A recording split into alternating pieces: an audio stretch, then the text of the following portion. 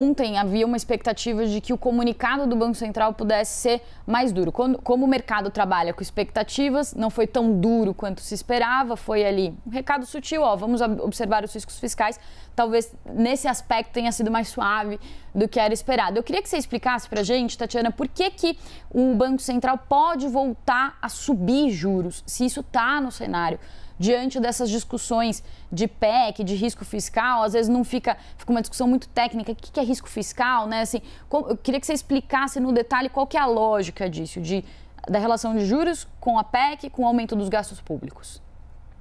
Tá certo. Então, o aumento dos gastos públicos, ele incentiva a demanda. Né? Ele incentiva a demanda. Ainda mais os gastos públicos que a gente está discutindo aqui, que são transferências de renda, né? em grande maioria. Né? Isso é mais dinheiro, mais renda para a população, o que é ótimo, né? E principalmente a parte vulnerável. Né? Então, políticas sociais bem desenhadas são muito bem-vindas, mas a questão é que a gente está ainda com a inflação muito acima da meta da inflação. Então, a inflação está rodando, né? O IPCA está rodando em 6% e a meta de inflação é 3% no longo prazo, 3,25% no ano que vem. Então, a gente precisa trazer essa inflação de 6% para 3%.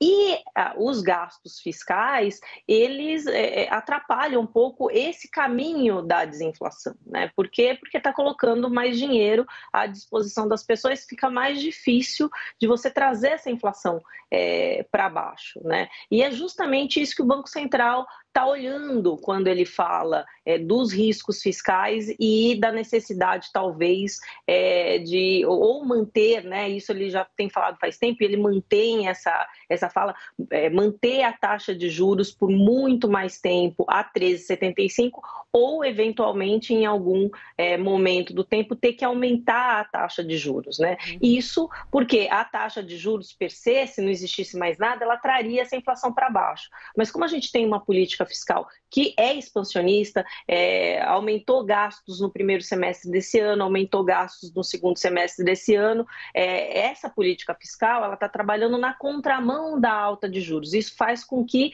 fique mais difícil trazer a inflação para baixo. E o Banco Central tem duas opções aqui. Ele mantém a taxa de juros por mais tempo, e eu acho que essa ainda é a maior probabilidade. Eu acredito que o Banco Central vai ter espaço para cair taxa de juros realmente só no segundo semestre, ou se você tiver mais gastos fiscais, os gastos fiscais forem além do que está esperado e que leve aí a inflação a acelerar, ele pode ter que repensar isso e elevar a taxa de juros antes de baixar, né? Então, uma elevação da taxa de juros no começo do ano.